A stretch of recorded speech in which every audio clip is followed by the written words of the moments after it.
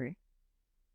Hey everyone, welcome to Thanks for Sharing. I'm your host, Jackie Pack, and I have with me today Rachel Allen. Hi, guys.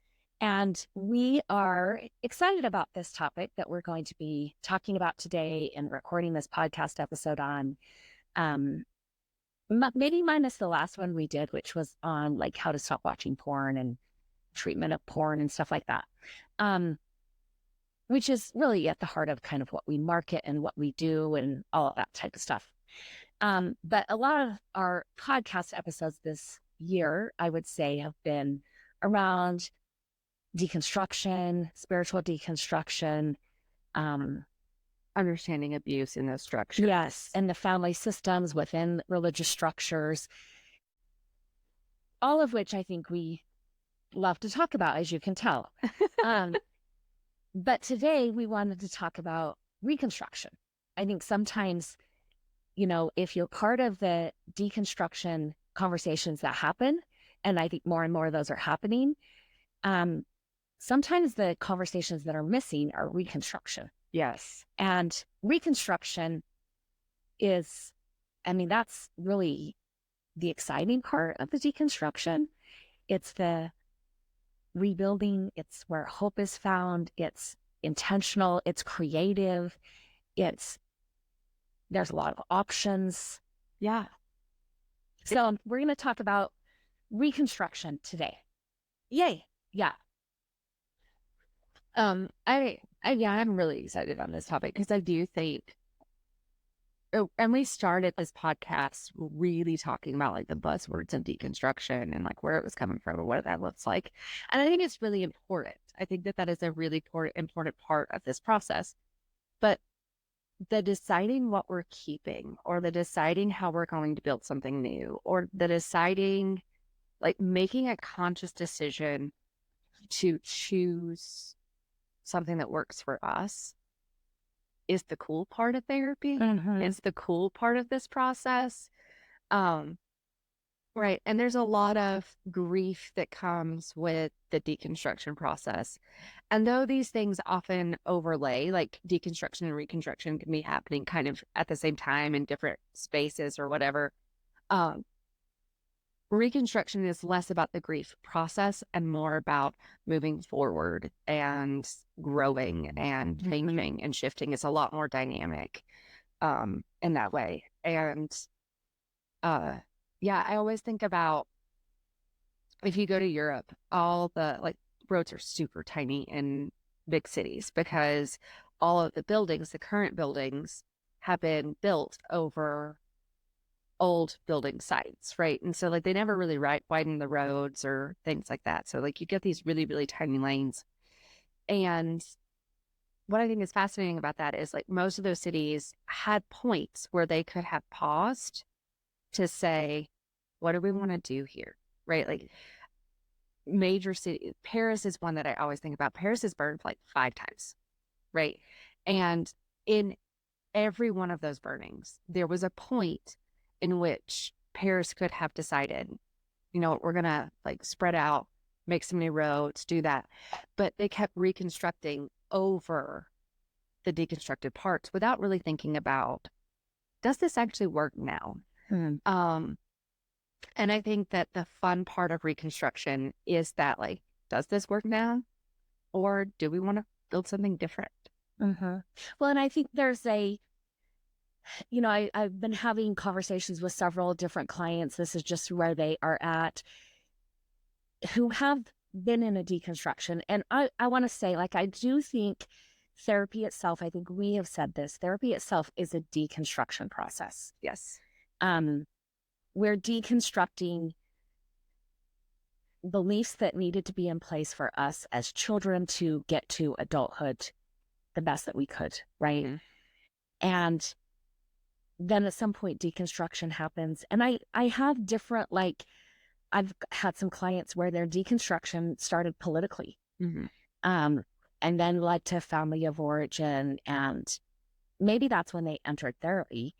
And then it led to, their spiritual deconstruction or religious like it just tends to, like you were saying, if we are doing deconstruction right, it starts to broaden before it starts to focus in this reconstruction way, right? Yeah.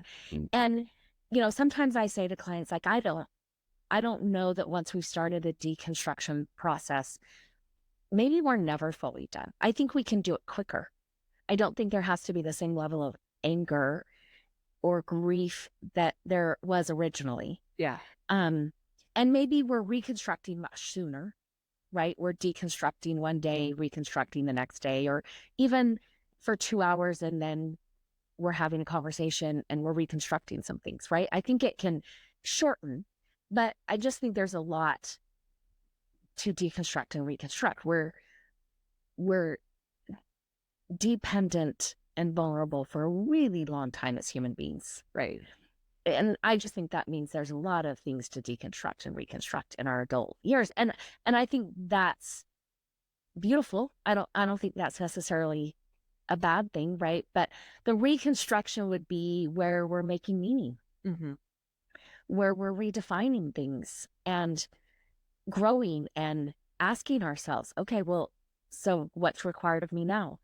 And who do I want to be now? And that's a beautiful, I think those are beautiful spaces to live in and to allow others to live in. Um, I was talking with a friend the other day who was saying, I felt like before my deconstruction, my community was wide, but the depth of my community was pretty shallow. Mm-hmm. And I feel like one of the hard things, in reconstruction is, I mean, maybe it wasn't hard, but the numbers in my community have shrank, but the depth has gone so much deeper than I ever realized. Right. And again, that's to me, I'm just like, yeah, isn't that beautiful? Yeah. Isn't that beautiful? And isn't it beautiful to reflect on and be like, wait, what are my community needs? Right. And how do I want to show up communally with other people? And so what does that require from me? And who do I invite into that space with me? Right. And all of a sudden we're developing and we're building something and probably better than what was ever just handed to us, Mm-hmm. because we can personalize it. We can make it much more intentional than this thing that's handed to a lot of different people. And we're told, like, here it is, make it work. So again, I just think that reconstruction process is where we need to get to. And I don't know that we ever finish fully deconstructing, but knowing that we can hold deconstruction with reconstruction starts to give us some hope, because I think you can only spend so much time deconstructing and pulling down or defining yourself by who you are not or what you do not believe Right. before we have to get to this place of like, okay, so who are you? Right. And what do you believe? Right. And what does that require of you? And how do you need to show up now? Yep. I mean, you and I talked about this in one of the episodes where I said, like, I really, like, if you stop at the label of X, you haven't finished. Right. Because if you're ex, evangelical or ex LDS or ex, Republican or ex Democrat or whatever it is, right? Like, you're no longer part of that group. And that's where you stop. Then you haven't really become where you're going, right? And I do think that there's this level of reconstruction that is just like, when you were talking, I was thinking about, I have, right, like my kid just turned 6. And so we're in that like Lego and Play-Doh and, phase of life. And for her birthday, she got a Lego set that is created to make like 3 different things. And so you tear it apart and you use the different parts to make other things. And it's like a dragon and a fish. I can't remember what the other one is. But as you were talking, I was thinking about that, like, all as we are deconstructing, right? Like, we're also looking at what we want to keep and what we want to get rid of, and like what can be useful in the next thing. And it is kind of a daily thing, right? There's a lot of growing that happens in reconstruction that I think that we just have to lean into as humans. We spend a lot of time as human beings trying to not be organic. Right? Like we're very, especially in our culture, it's very sterile, right? Like everything comes in plastic. We don't really know where our food comes from. Most of us don't get our hands dirty. We're very like, um, careful in that way. And if you pay it, but we are a part of this world that is very organic and it grows and it adapts and it changes. And I think that mentally and spiritually we are that way too, right? Like when we experience stuff, we grow and adapt to that and we can shift into something that's really cool and really has a lot of meaning and has a lot of like this is intentional. Like I'm intentionally moving into this space. I'm intentionally doing um this thing in my life that I would have never done with. And I was thinking about when you were saying, my previous community was very wide and very shallow. I was given a precept of what community was supposed to be, right? Like that was like, this is what community does for you. And honestly, like that didn't work for me. It just didn't. Um, and being able to reconstruct into having like meaningful, purposeful relationships, I'm a better person, right? Like I show up intentionally for relationships that I probably wouldn't have before. Mm-hmm. And I have a deeper well to give from than I did before because I just didn't know that that was there. Mm-hmm. Um, and I think that that's a cool part of this process. Yeah. I've come across this in my reading that people will say when it comes to like religious deconstruction that like for every decade you spent in the religion, you'll need a year of deconstruction. And yeah, I could see that, right? Yeah, that feels about right. And maybe just in deconstruction before you're able to start really I would say maybe like appreciating reconstruction. Because I just think there's a part of deconstruction that is painful and hard, and there's a lot of loss associated with it. And that just takes some time and space in your life before you're even ready to start reconstructing. Right. Like I was talking with my husband this past weekend, and I think I've mentioned this before that like I didn't really I feel like, I mean, my kids have said to me before, like, Mom, if this event hadn't happened and you weren't told that you couldn't be trusted and they saw you as a threat or they saw you as harmful, would you still be trying to make it work? And I was like, I mean, I do have a tendency to overstay. I would like to think that at some point I could have walked away, right? But it was an abrupt, like, hey, by the way, we see you as harmful. You're not part of this community, or we don't trust you in our community.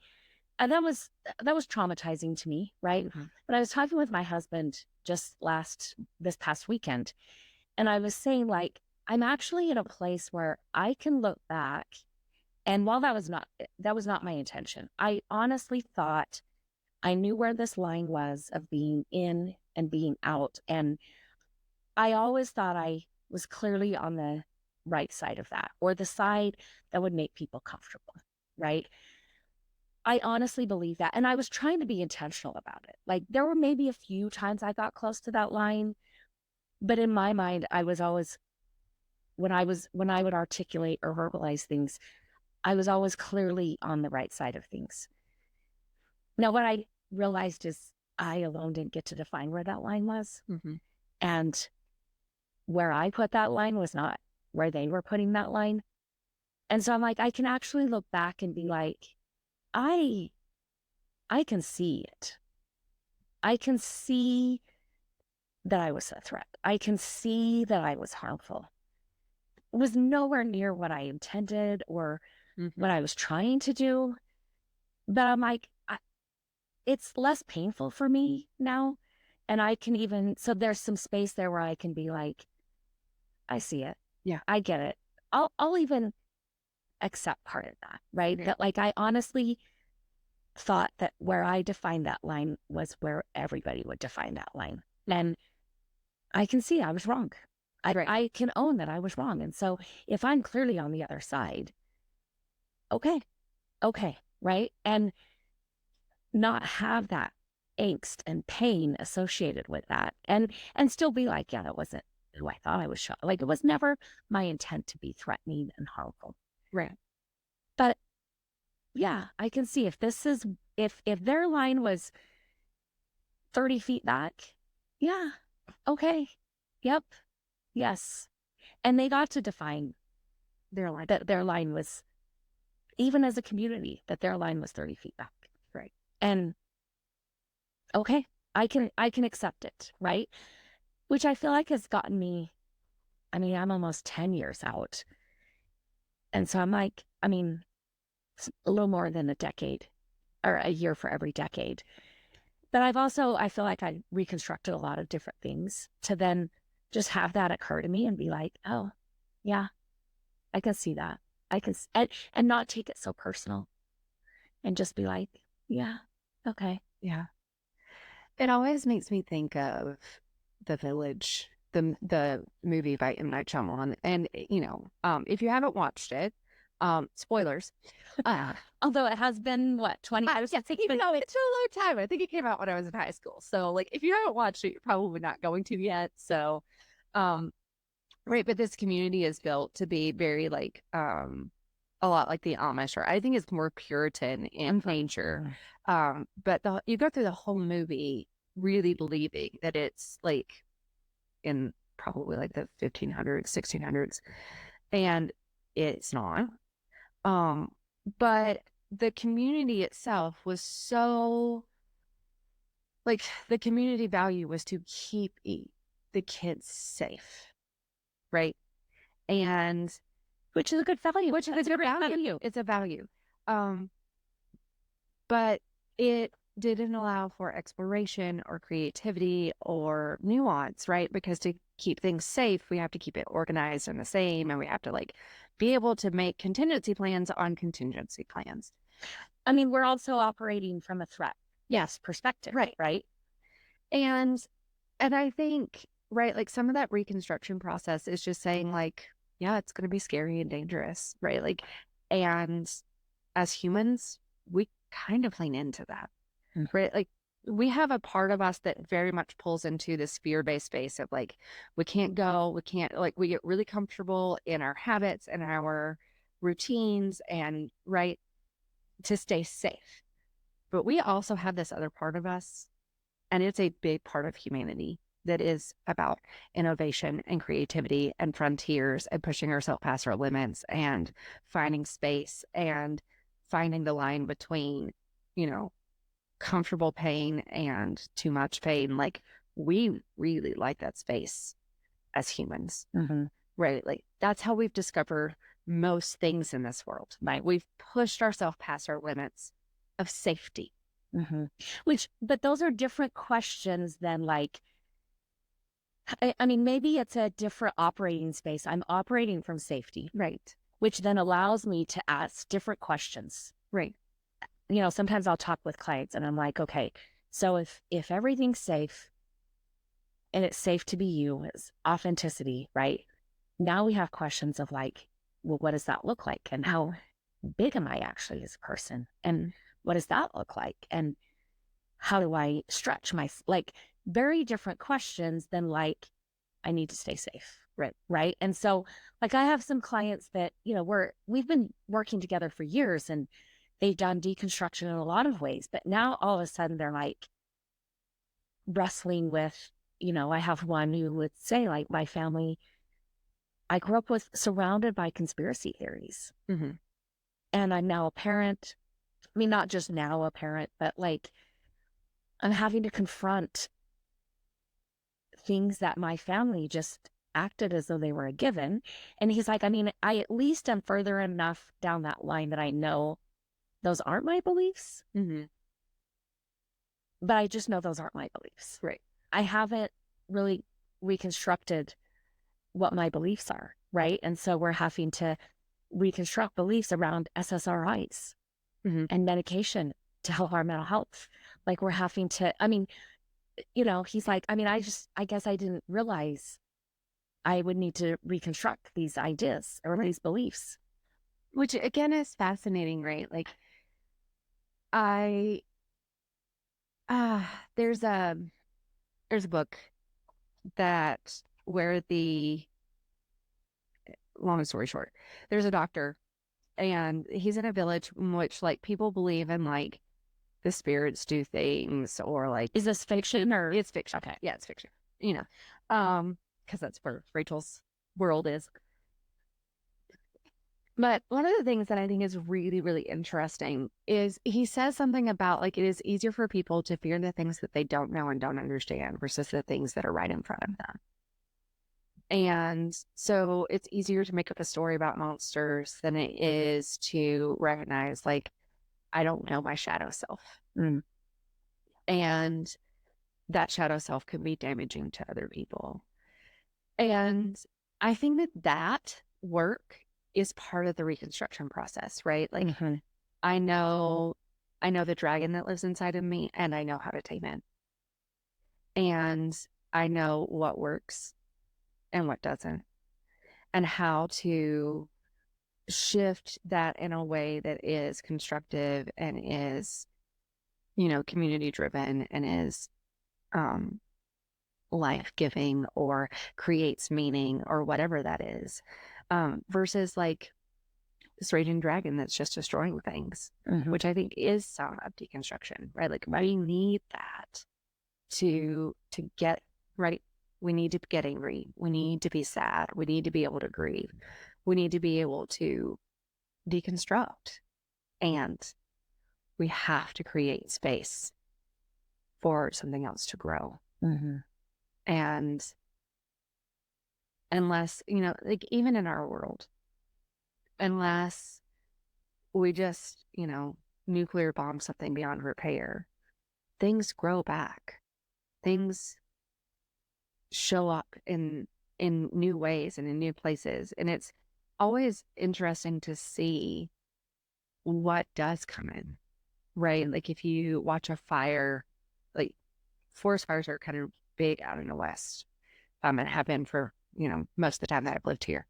And so like going back and like seeing how things grow and how things develop and what new stuff comes in just on the wind or with birds or whatever, that it completely changes the ecosystem. And that's super cool, right? Like our world repairs itself. And I think that reconstruction is part of that too. Right. Reconstruction is asking the questions of, what do I want this to be? What do I want my children to inherit? What do I want my grandkids to inherit? What do I want to be remembered as? Can I take responsibility for the parts in which I was a hurt person and I might have been hurting people? Which, I mean, I think just looking at like our area of specialty, right? What we market as a clinic is problematic sexual behavior, sex addiction, pornography addiction. And none of that is who you are at a core level. Right. So I get, because like you and I used to have conversations about like, why are we pulling in people who are deconstructing? Like, what about our marketing? Get them to kind of market. We do not market that, right? But we get those people. And I mean, I think number one, we are talking about betrayal trauma on our website. So I think a lot of people resonate with that term betrayal trauma, because I don't know that we have the greatest terminology for some of this. Like, I mean, I think betrayal trauma fits whether you are deconstructing or you're the partner of somebody deconstructing. I think betrayal trauma fits and resonates for both of you. I mean, that's not how we're using it. We're using it as partners of addicts, right? But I think even that invitation to those who are not living authentically to who they are and have had to live in a maladaptive way, something about our website resonates with them and gets them in, right? And I mean, I think we'll still be in 5 years having conversations about how we now understand why what we're putting out there in our marketing and on our website is pulling in people who are deconstructing. Because it's just like in so many ways, I'm like, oh, I get it. I used to be like, I don't get it. Now I'm like, oh, I get it. Yeah. But I'm sure there's more I will get as we just continue on, right? But we are working with people who on some level are not operating as their best self. Right. And that was a survival skill, right? That and sometimes I am still like, isn't our brain and nervous system brilliant at just getting us through and surviving? Yeah. And we can never judge that or discount that and or shame that, right? Like that is brilliant. That's brilliant. And this is not who you are meant to be. And so what do we have to do there, right? What has to be explored and what has to be discovered? Right. And that is a deconstruction, reconstruction process. Um, and it's, I mean, to me, this is, I think, why I love working in the addiction space because it's not boring, doesn't get old. It's not same old, ever. Right. And I find a lot of like, I'll have sometimes other therapists who are like, isn't that just taxing for you? And I'm like, I mean, not really. Right. And I do think, right, as a therapist, and maybe this is, like a way for us to again define what I think a good therapist, how they're showing up in that space and the role I could take, right? I think part of therapy is that we are helping our clients figure out who they are. Yeah. We can't tell them who they are. That's not my job, right? I don't even feel like I should tell my kids who they are, right? Right. Because I don't know. Mine decides pictures every day. Right. Like, Yeah. it just varies. And in many ways, I'm like, I'm along for this ride. And I don't know who you're going to be. I mean, mine are much older than yours. So I'm seeing more of that self start to take space and manifest itself, right? Which is exciting. Right. But I think also knowing as a parent, like, I don't know. And I mean, I struggled giving them a name because I'm like, so just me and my husband get to say, this is the name. Right. And everybody's, look, we said this is the name. And everybody's going along with this. Everybody is now calling them this. And like, what did the two of us know? Nothing, right? We just picked this name. So yeah, to me, I'm like, at one age, I think it was in the second grade, my one daughter was like, I want to be called this. And I was like, okay. And her school teacher was like, oh no, you can't, like, your mom and dad would feel so bad. Like they picked this name just for you as a baby. And she had me in to talk about it. And I'm like, I don't care. I mean, if she doesn't like the name we gave her, I don't care. I mean, she's also in the second grade. And I can't remember exactly what name she picked, but it was kind of more similar to very popular names of a lot of the kids in her class. And I'm like, I mean, as long as she puts her name on the paper, do you care? Like, I don't care. And I think the teacher was a little disappointed that I wasn't like, yeah, like I sad, right? Like I'm just like, I don't care. And I think it lasted a month or two. Right. And then she's like back to her name. And I'm like, okay, whatever, right? Like, yeah, this is a time for you to explore. And like, if you're exploring and you find something different than what we thought when you were born, okay, we'll sign off on that. Right. Yeah. I mean, I think that that's a space where self-definition is really, really important in our story as therapists. I think our job is to help people find that, right? And I've had clients who get real frustrated when I'm like, I don't know. I don't have the answer for you, right? Like, it's not my job to have the answer for you. It's my job to guide you to the answer. Mm-hmm. And to ask you the questions and to give you space to not know. Right. And that's okay. And I'm going to keep asking the question And we get to explore that, and you figure out the answers. I don't have those answers. Right. Because every person's experience is different. Every person's need is different. Mm-mm. And it's always really cool. Again, going back to the work that we do focus on like what gets us in the door is the problems, right? That's what clients come in for. Mm-hmm. But that's not the good work, right? Like Mm-hmm. that's just crisis care, that's just triage. And I think that some deconstruction is that way too, Mm-hmm. right? Like I feel like my therapist had to do a lot of triage in my deconstruction process.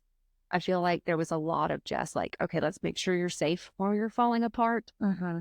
Um, but the like cool work, the work that I like personally have seen changes in my life, the work that I see in my clients is this like, let's get to sexual health, let's get to spiritual health, let's find something new and creative and different, right? Not just the leftovers, not just like, well, we don't do this anymore, and so it must be this. Like really like, okay, you have a world open to you with, 1,000 different options. And maybe we start going back through them one by one. Which one do you like? Which one do you not?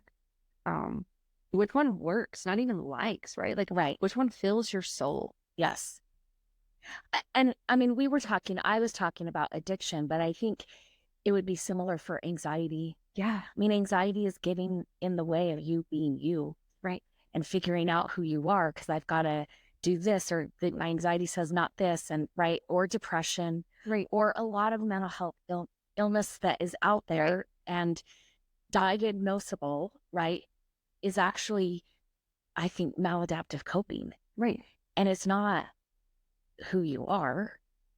And so a lot of therapy is inviting you to like ask yourself the question, like, well, who would I be if this wasn't there? And why is this there? right, Because it probably makes sense why it's there, but who might you be if it's not there? If you don't have to manage it, or you don't have to work with it and live with it, right? Then what would manifest? What would come out? right. I mean, I've been spending a lot of time like really digging into like neurodivergence and like ADHD and things like that recently. And one of the things that like I am continuously asking is like, okay, the world was not set up for neurodivergent people, right? Like it just wasn't. It is set up for neurotypical people. I also have this belief that like we set up society and then try to make people fit that versus like asking people what would work for them and then adapting society to the majority. I mean, when you say it's not set up for neurodivergent people, to me, I'm like, it wasn't even set up for like women. Right. Like, really, it wasn't even set up for people with different skin colors. Right. Like, it wasn't really set up for anything but white male landowners, at least in America, right? Like, Right. so to me, I'm like, right, of course it wasn't. Right. Exactly. And so there's this level of like, okay, so like, how do you adapt that for yourself? Right. And it's amazing how when you like, it's just that thought, I know this was part of like the body positivity trend in the early, like late 2000s, mid to late 2000s, where like we were getting through the like, oh, we realized that Victoria's Secret models are actually really bad for women's health Mm-hmm. and And their own health. their own health, right? And the eating disorders that were coming from that and the amount of like self-sexualization, like all of that, right? And I remember there was a thing that came out at the time that was like, look, like if the clothes don't fit the body is not the problem. Someone had to make the clothes. And that was such a like, wait, what? Right? Like, because if you needed to lose weight to fit into the clothes, that was a body issue. Well, it was a you issue. It was a you issue. We are so set up to just accept the blame and shame Right. that we don't question the system. We don't question, like, why are adult women clothing? And if you are this size, I don't have a problem with that. But there's a lot of women who find value in being an extra small. And they're not supposed to be extra small. And it's coming at this huge cost of healthy eating, right? Right. And I mean, like, and then some women, it doesn't matter, right? Like, you're not going to be an extra small because literally your bones can't fit into that. Right. And why? Right? Like, who decided that? How did that become a thing? And I think the thing that shifted for me in just reading that quote, right, was the like, right, questioning the system is the deconstruction. Adapting myself to be resilient in this system, that's the reconstruction. And that's a continuous process, right? We get to continuously be like, no, I can adapt because I'm an organic being and I can adjust to the system. Right. Without it, right? Like, it's that flex and flow, right? Like, I can say, like, yeah, I get that that's how the system is, but we don't do that. Or and within me or within my family or within my group of friends, I start talking about a different system. Yes. And maybe it doesn't really exist, but I still start talking about the system that I need to function in. Right. We start changing the role within ourselves first, right? I there's a there was a thought process, right, around slavery. And slavery is one of those things that it's when slavery fell in America, it was kind of the end of how we saw slavery historically. And yes, there's like modern slavery and things like that, but like in it's really when the world moved forward out of this idea of like, yeah, you just own people. Um and some people are meant to rule over others. yes. And so like we kind of saw that trajectory and it has taken a long time, but in America, right, like that's when we started seeing like women asking for rights and being able to own land. And so there was a lot of things that transitioned out of that. But one of the things that I thought that was fascinating, and I want to say that it was a British ambassador that said it, was that because Britain had gotten rid of slavery before we had, and that's why they allied with the United States over the Confederate States, because actually they would have benefited from allying with the Confederate States more. But they chose to ally based on a moral issue, which again, I think is fascinating. But this ambassador said, when Britain chose to annihilate slavery, it did not choose it because it was financially feasible. It chose it because enough people started to believe that a world could be different. And that is fascinating to me. That if you start changing the narrative around what has been to what could be, and enough people do that, you change the world. Right. And that is why I'm doing this. Right. Like, Right. that is just exciting to me. Well, and I have said to clients before when I've said this to friends and family members, right? Like when they start like a spiritual or religious deconstruction, I'm like, look, I think you can deconstruct and it takes you completely out of any organized religion. And I think there's honor in being outside of any organized religion. You can deconstruct and it takes you into a different organized religion. Right. And there is honor in being there. Right. You can deconstruct and stay in the religion of your childhood. And I think there is honor in doing, like, I do think if you deconstruct and are out of religion or still in religion, there's benefit to be had and there are gains to make, right? Because I just think people who have deconstructed and then are more intentional in their reconstruction serve better in the spaces that they show up in, right? Right.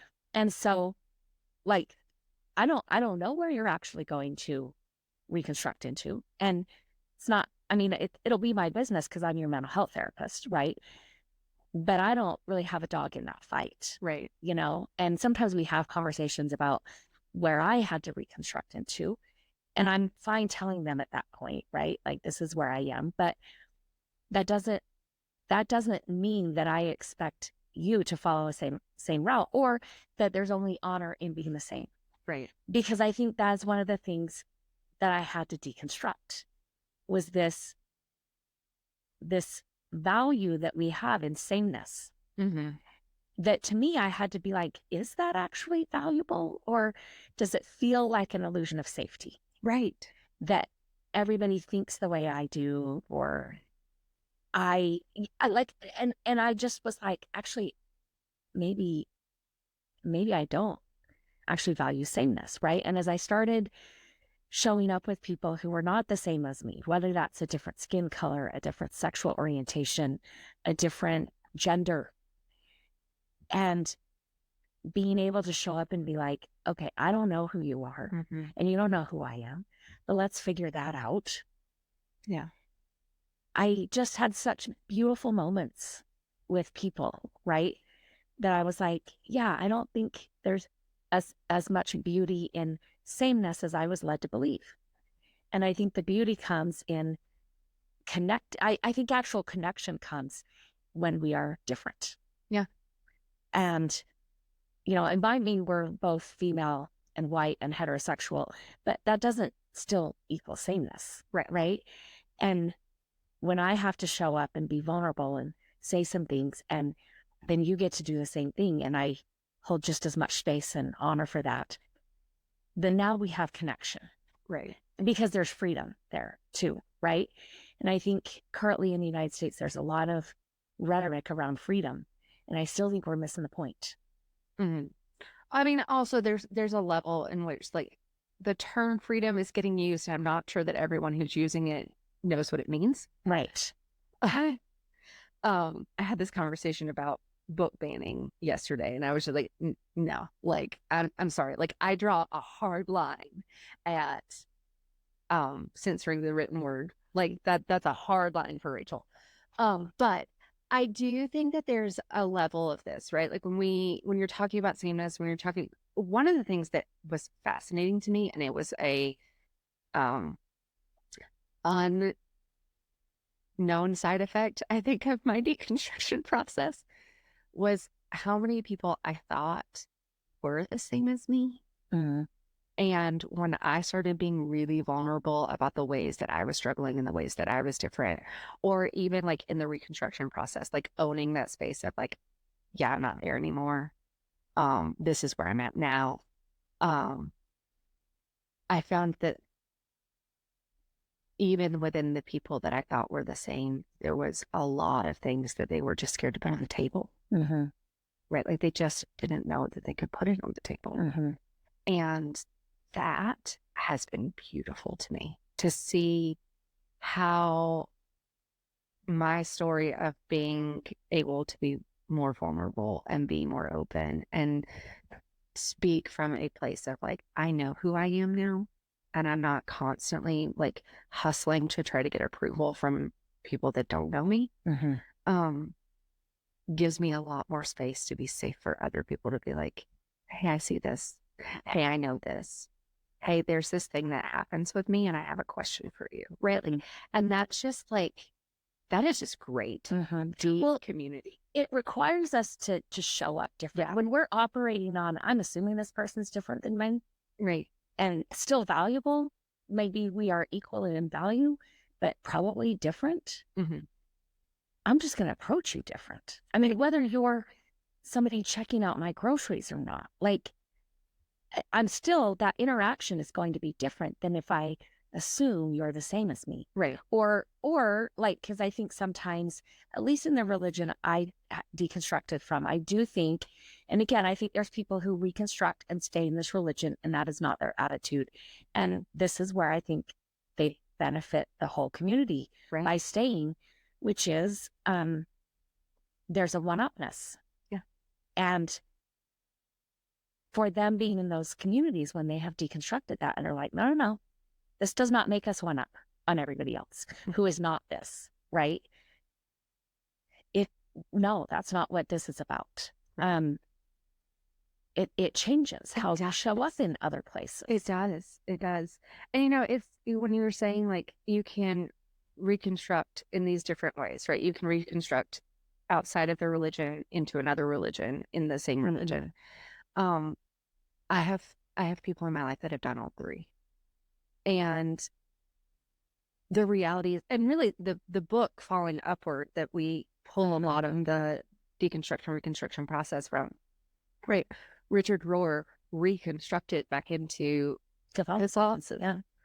And which I think is beautiful, like the way that like And Catholicism is served because he did that, right? Like to me, I'm not from a Catholic background, but I believe that all of Catholicism is benefited from him reconstructing into Catholicism. great. I mean, you know, like I know all these people. I know a couple of people personally that like I went through their deconstruction with them and they reconstruct and like we went through deconstruction together on different levels, right? And they reconstructed back into the faith that we came from and I did not. Um and we have so much more respect for each other and our spaces because we understand what it took to get to where we are now. Yeah. And like I respect I think is the correct word for that. Like I have a lot of respect. Um for what that is and what it looks like. And, you know, I think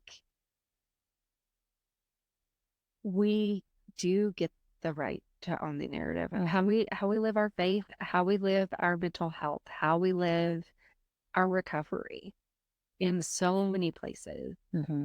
And I think that's why I like authors like Brene Brown, who talks about braving the wilderness and living in kind of in this messy middle where like the world asks you to define yourself in extremes and you get to reconstruct into like, well, no, actually, it's more nuanced than that, right? Like, it is. I tend to be someone who believes in gun control. And I was raised on a farm and had guns, and my family hunts, right? And so, like, I understand that there are lines there and that those lines have to be carefully treaded. And I can hold both values because I know who I am as a person. Well, and I think it goes back to what you were saying kind of towards the beginning, that I think it's easier to operate in black and white thinking. Yeah. Not healthier. And I think that's not where human beings are at our best, when we're just out in the extremes of all or nothing, black and white thinking, right? I don't think that's where human beings are actually thriving. Right. But I think it's easier and it might make us feel safe on some level. I think we should question how safe that actually feels. Mm-hmm. Um, but I think we actually do much better in the messy middle. Mm-hmm. And we allow other people to do better, or we expect better from others in the messy middle. Yeah. Because it is overriding maybe our need to just solve confirmation bias by choosing all or nothing, right? And instead we stay in this space. And sometimes I'll say, like, look, sometimes our brain and nervous system operate on a, like, when I get in the car to go home from work, I don't have to think. I'm not concentrating on the exit to take. I'm not like, okay, remember, this is where you turn left or this is where you turn right. Like, that's not a really conscious effort for me to then show up in my garage, right? And I mean, sometimes so that, like, if I'm like, I intend to stop and pick this up at the grocery store, and the next thing you know, I'm getting out of my car and I'm like, oh man, I totally forgot because I altered my route and my brain hadn't accounted for that, or it forgot, right? Because I can think of a lot of things and feel a lot of different things in my commute. And I think I'm a safe driver, right? But like, I don't really have to be consciously involved in getting home every day. Mm-hmm. And that's great. But I do think when it comes to human beings, our brain and our nervous system should not overly simplify it and be like, I got it. You don't have to really think. You don't really have to concentrate. You don't really have to be intentional. That should not happen when I'm showing up with this client. It shouldn't happen when I'm showing up with this person. It shouldn't have to, it shouldn't happen when I'm showing up with this child of mine, right? Mhm. Like, it's saving me energy so I don't have to think about my commute so that I can show up here and be like, I don't know, that sounds really hard. Let me think about it. Or thank you for sharing. Like, because there I do have to hold more space and it requires more energy of me. And it should. Right. Well, and even in that analogy, right? Like when you were learning how to drive a car, it took longer, Yeah, yeah. right? And you had to be more intentional and you had to, right? And I think that that's the space of like we can get into a rhythm and kind of understand it. And it's still, if I'm on a road I don't know, I'm paying a lot more attention. Right. If the weather's bad, I'm paying a lot more attention. Or a couple weekends ago, my husband and I were going to Costco, right? And we're getting on some roads to get on the interstate to get to Costco. Actually, we don't take the interstate to get to Costco now that I think about it. But outside, like once we get outside of kind of the roads, the main roads outside of our neighborhood, none of the stoplights were working, right? And so, but my husband was driving, and he's like, "Oh my gosh, look at how many people are not even aware that there's no light. Like it's just no color, and they're just going through. I mean, it should be treated as a four-way stop, right?" And I said, the other thing is, it's like I would expect this, like if it was my kid or like my 20-year-old, she'd probably call me and be like, "Mom, remind me what to do," right? And I'd be like, "Yeah, treat it like a four-way stop." Okay. But these are people our age.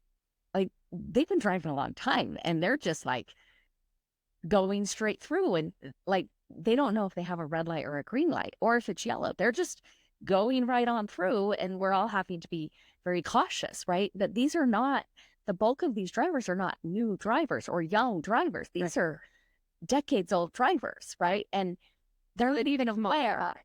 Yeah, I'm like, they're not even aware that like, hey, drive differently right now in this moment, right? And I'm like, I don't know exactly what that means or what that says, but it's a little scary to me right now. Right. Well, and I do, right? Like, I do think that there are things where we get into a routine with our families, right? Like, this is how we do morning because we have to get out of the house and get you to school and I have to get to work and, whatever. But we are also in the stage of like our child is melting down, just like, right. She's just past the point of like, she doesn't need our help as much, but she still wants our help. And, like, right. And so I have to slow that down and I have to explain to her, like, this is why you are putting on your shoes because you have to do it. Like, you have to get effective and efficient at putting on your shoes. I mean, you're also having to, I mean, she's 6. So, yeah, she just turned 6. Just turned 6. It's also this like, while she's capable of putting on shoes now, you start to parent this like, yeah, sometimes we don't feel like it. Yeah. And I can be patient with you and I can help you and I can be regulated myself and not lose it on you. But like, there's this other part of parenting that is like, now you have the skill set, but emotionally, sometimes we don't feel like doing it. Yes. And that is just as valid as having no skill set, right? And so, how do we show up here and how do we teach and how do we make space for, yeah. Right. I mean, like, and that was our whole day yesterday was around, cleaning her room, right? We had a ton of stuff planned because it was her birthday weekend. And so we were like, you get to do all these things, but the room has to be clean, right? It took her 4 hours to do a 20-minute task because she just didn't want to do it. Right. And then we had to nix some things, right? And that, right, this is the learning curve. And I think that like my child is constructing into adulthood. So different than reconstructing, but like, which is a very long process. It's a very 6, right? Right. And sometimes as adults, we have to question that.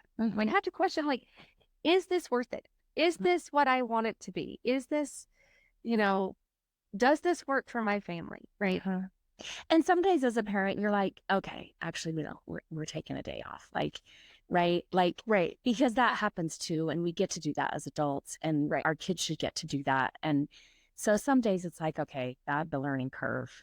We're Right. still okay if we just say, okay, And today's again, right, like, day. yeah, we're having to find that balance. And like, we bag that today.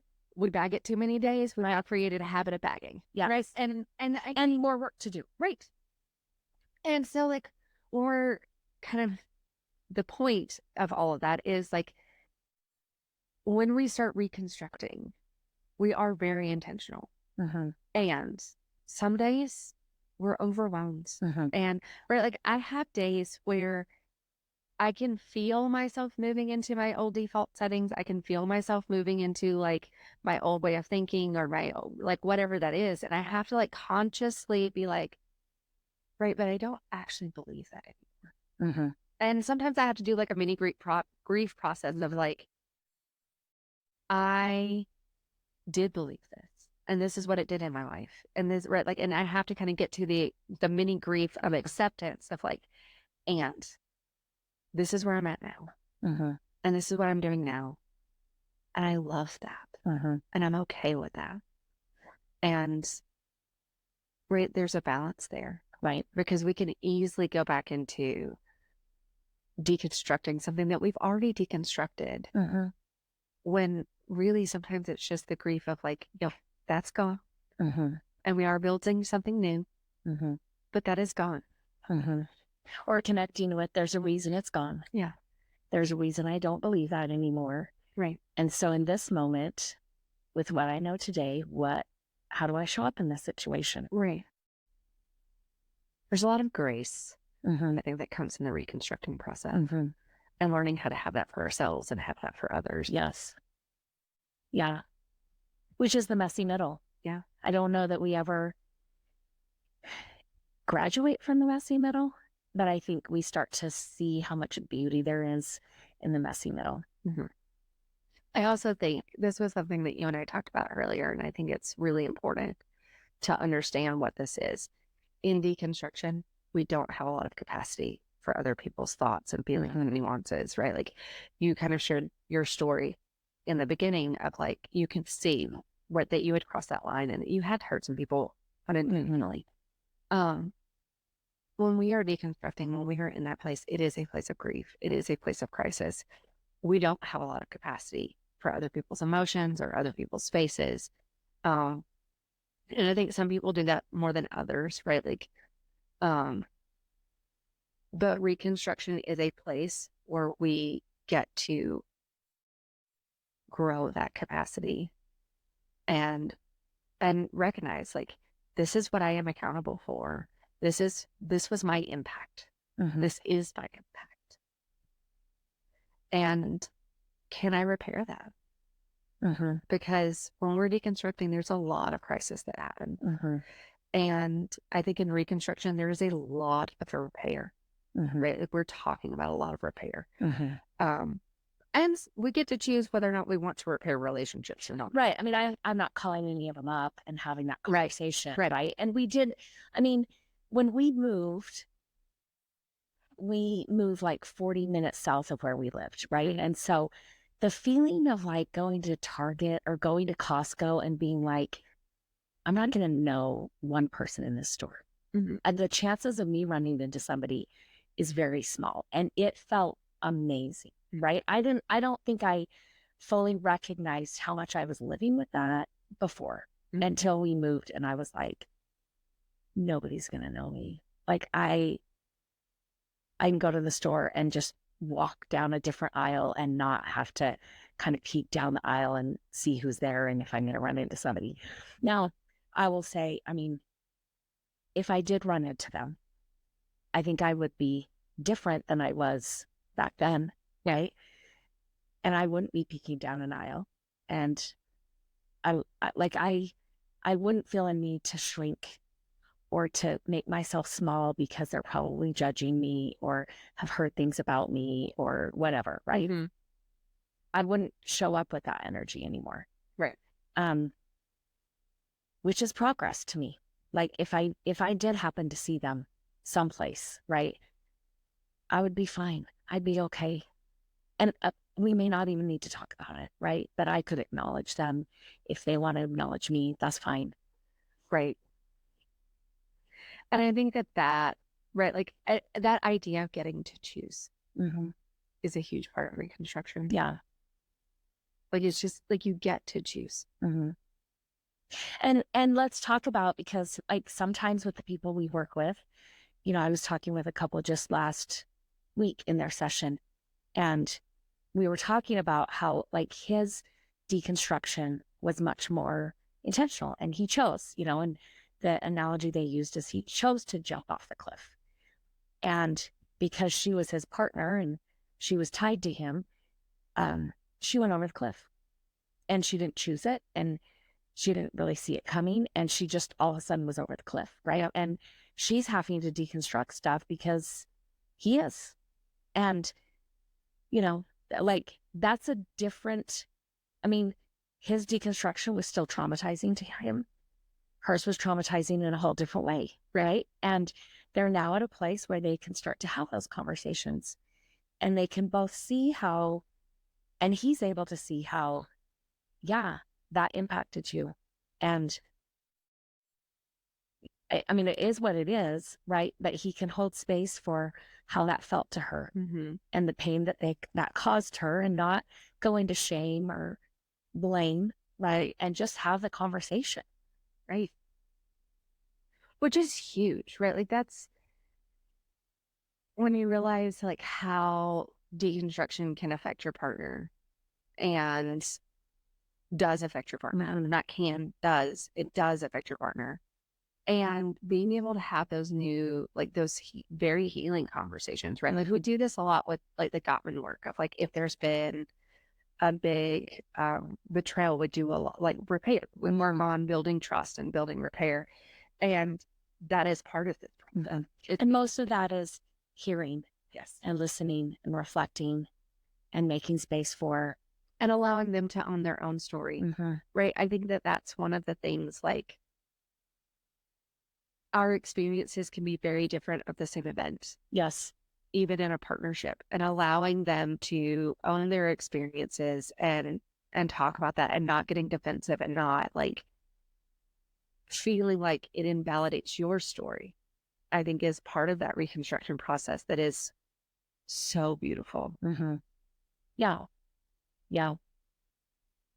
So let's maybe shift into and talk about some things that we need to deconstruct and we're going to need to reconstruct. Like just some generic, like whether it's under spiritual deconstruction or not, right? Like what are areas where you see clients needing to deconstruct and reconstruct?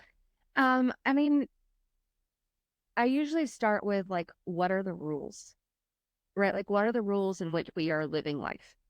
Because we're all living life on a set of rules.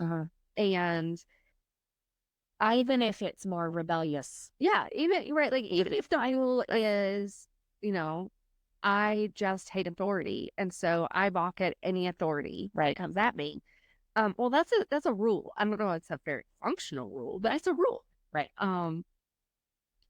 And so like that's usually where I start, is the rules and the roles that we play.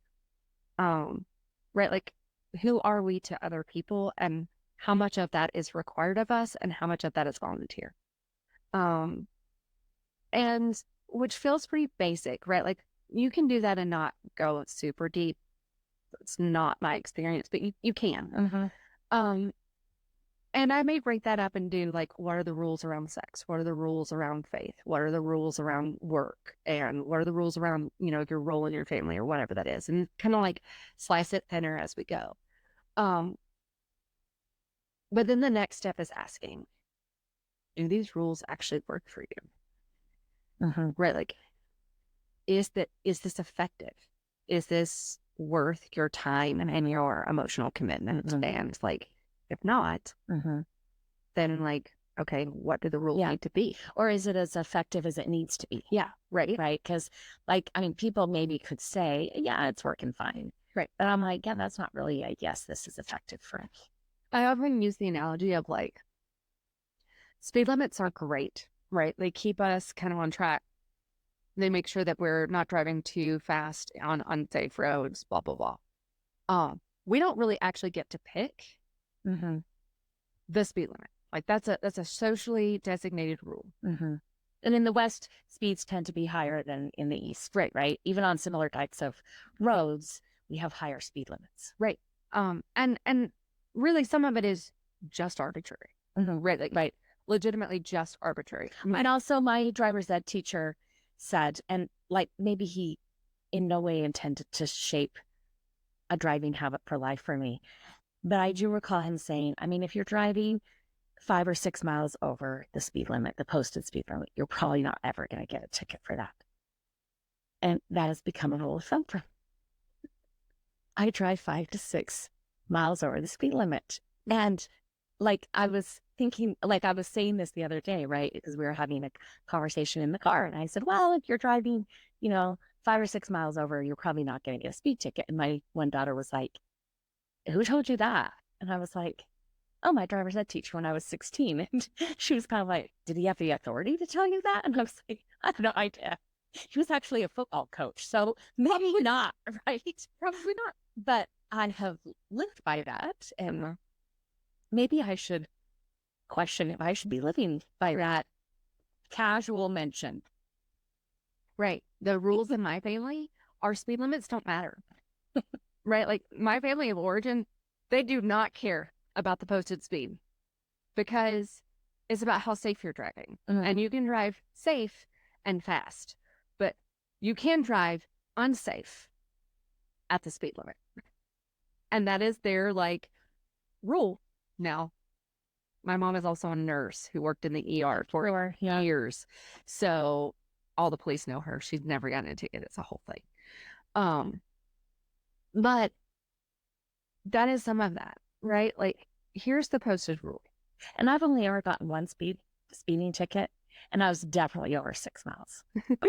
So I'll just throw that out there. Okay, no reason at all, but yes. Okay. Right. And so, like, we have rules that are given to us, and some of them are laws, like speed limits, right? Like, they may not work for us, but if you break them, you can absolutely get fined for that, right? Like, there are big consequences to if they are in law in society and you break them, then there are major consequences. And then there are rules that are more like guidelines, like someone gave them, or traditions, right? Like someone gave them to you. You don't really understand why we do this or how. Like, I don't know why we have oyster forks. They're not any more useful than regular forks in getting oysters out, but like we have them. There's a rule that you're supposed to use them if there are oysters. I don't understand this, right? That's a guideline. That's a tradition.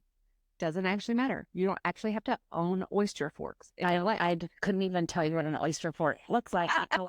My rule of thumb is I don't eat things that come from water.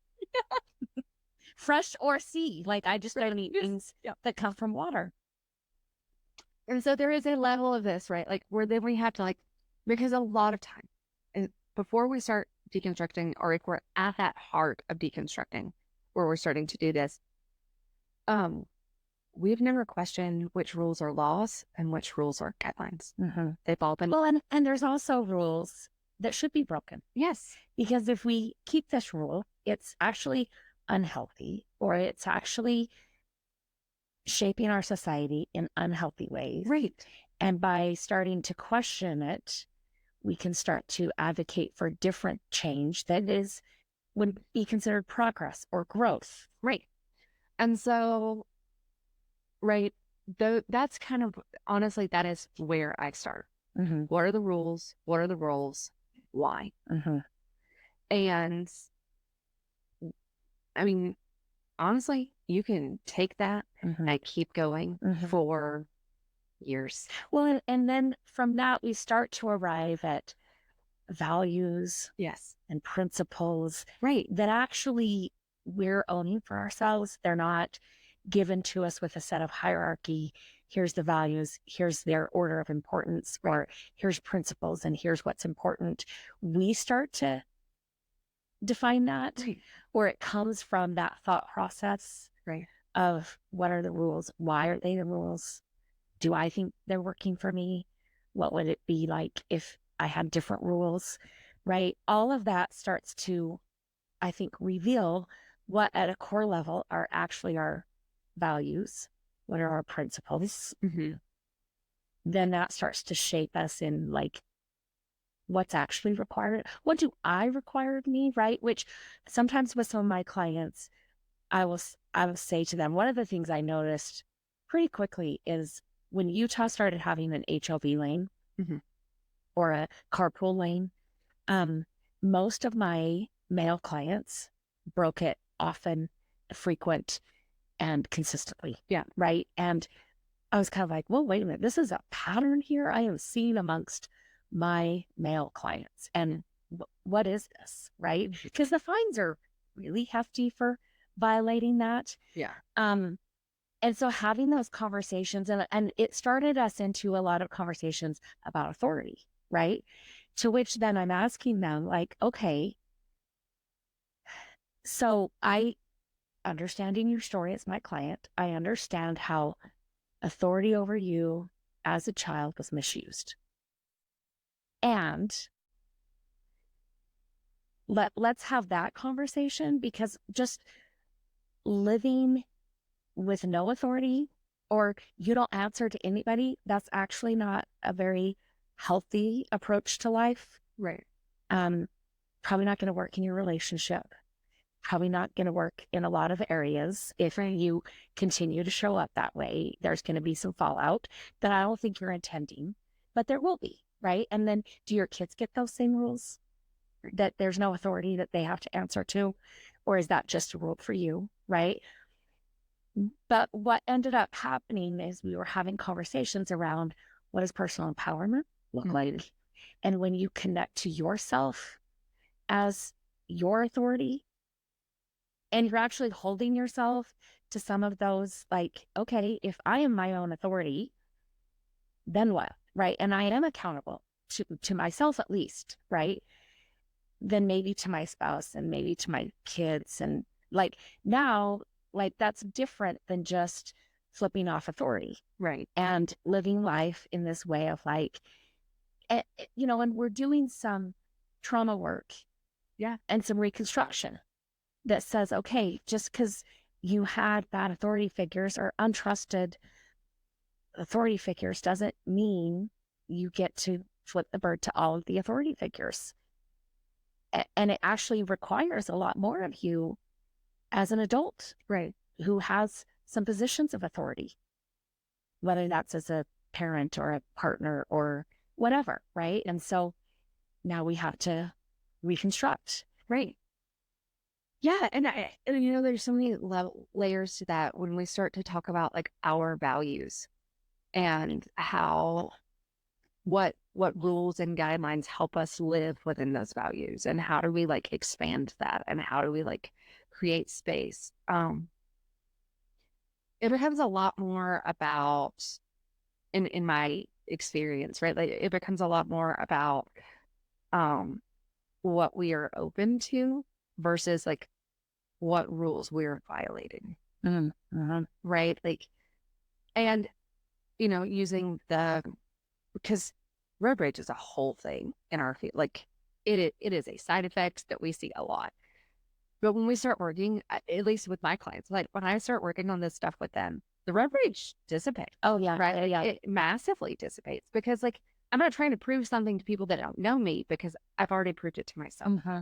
Well, and it becomes like, wow, I'm really annoyed at other drivers, which means I've got something to address in my own life. I'm noticing that. And it's not showing up as road rage the way it used to, Yeah. but like I'm noticing how annoyed I get in my car. And it's just connecting me with like, what am I not addressing in my life Right. that it's showing up as like this lack of tolerance for other drivers, Yeah. right? Yeah. Which again, like this process of reconstructing is about like the questioning my values, the and living that integrated, right? And that's messy, right? There's so many times that I come back and I'm like, I was not my best self there. Right. I can see that. I can own that. I can be accountable to that. But like, I wasn't. I didn't show up fully integrated there, and I can tell.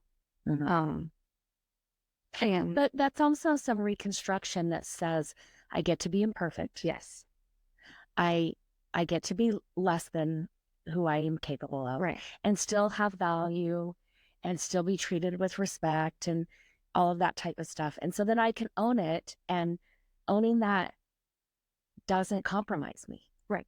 Right. It actually brings me back into repair and reconstructing, right? Back into, yeah, this is actually who I am. And I don't have to ignore that I did this or pretend I didn't. Right.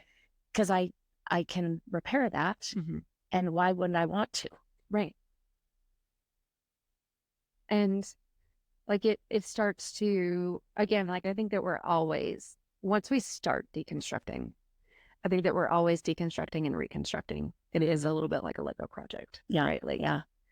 We're always like taking things apart, rebuilding, making it better, and making it different.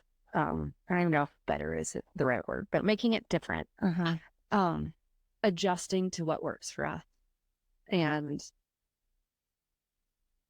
in my experience, the longer that I do this, the longer that I do this work as a therapist, that does get easier, right? Like it's not as hard because it's not the big jumping off the cliff. Right. It's the little daily, like, what is this? And it's not the first time. Right. Right. So we have some history that we can pull from that maybe gives us more hope. Right. Or allows us to be more graceful or gracious with ourselves and with others, because we've done these other things in bigger ways, harder ways, scarier ways, right? And it's not as scary now. And we know that there's, actually, if I deconstruct this, reconstruct this, find more meaning, it'll reconnect me to more of my authentic self. It'll feel better. Yeah. Yeah. I've been thinking during this episode, one of my first, at my internship, I did my internship at Family Services of Greater Baton Rouge. I don't even know if it still exists. But so I had a pretty broad array, like, little kids to adults that I was seeing, and it kind of spanned the spectrum of like what issue might come in. Right. And I remember, one of my clients, and she was maybe one of my first clients when I started my internship. So you're doing your internship for roughly like 9-10 months, right?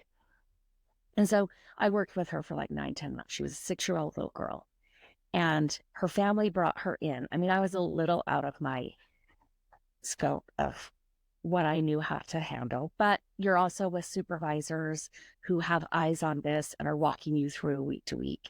So I felt like, and I had a good supervisor, not everybody has that experience. So I felt like, okay, this is not something I'm familiar with, but she had been, her parents had found out that she had been being sexually abused by an older neighbor boy for 3 years. And her parents were great. Also, they knew, like, we don't really know what to do. So we're getting her into help, and we're getting help ourselves and want to be told how to best handle this, right? So kind of an ideal setting in less than ideal circumstances. Right. And again, she's 6, right? And my supervisor, who was wiser than me, was like, you're also telling them, like, her work at 6 will come to a close on this. And I don't know when she's going to need more work. Maybe at 10, maybe at 12, maybe at 14. This will be an issue she works on over time, multiple times in her life, right? So just know we're into the long haul process, and I'm going to be here right now. And I may not ever be around for the other time she does this work, and that's okay. And so when I was getting ready to graduate and finish up my internship, we were doing some termination work with her. She was about ready, right? I mean, I thought she kind of done what she needed to at 6. And she came in one day and she was like, Miss Jackie, did you see the flowers outside blooming? And I was like, I did. And she was like, did you know? She's like, I did too. Don't they look pretty or don't they smell great or something like that? And I was like, yeah, amazing. And she was like, did you know they haven't bloomed since this bad thing started happening to me? Mhm. And I mean, obviously they had, right? And I said, I didn't know that. And she's like, yeah, but they're blooming again. And to me, I'm like, oh yeah, you're done. Mhm. We've done what we need to at 6. Mhm. And sometimes when I think of Reconstruction, I think of her, Mhm. right? And just that simple story of like, oh yeah, the world is beautiful. Look at this beauty in the world. I couldn't see it. Right. I couldn't see it for 3 years. Right. In her mind, she didn't think it was happening, right? In reality, it just couldn't happen for her. Like she was in a dark place, a hard place. And all of a sudden she's like, oh, look at these beautiful flowers. That used to happen before, Mhm. right? And sometimes I will say that to clients, like, what, I mean, with not all of them, did they have enough of a self before something Right. to deconstruct, right? But like those conversations about like, what would your pre-self be happy to know that this self is now learning and reconstructing and building? Mhm. Um, because I think deconstruction, it's not a real colorful, beautiful place to be. It's a necessary place to be. And I think it's an important place to be. But reconstruction is when we bloom, we can connect to beauty, we can connect to wonder and awe and all of those other things Right. that, we deserve to live in. Right. Which, again, like our world does naturally. Like we are meant to deconstruct and Right. reconstruct, right? Like we have forest fires, we have tornadoes, Right. we have, right? Like the destruction is devastating. Yeah. And if you give it space, something will grow Mm-hmm. and it will be beautiful. Yeah. Um, Sometimes you have to tend it and you have to clean up the devastation. Right. But like But it's possible. there's beauty that comes from it. Mm-hmm. And that is, I love that story. And I think that is reconstruction. Yeah. That's what we're doing. Right. Right. So, at the end of this episode, I want to remind you that your story matters. Remember, there's something meaningful in every chapter. Don't wait to share your story until it's finished. Until next time, Jackie.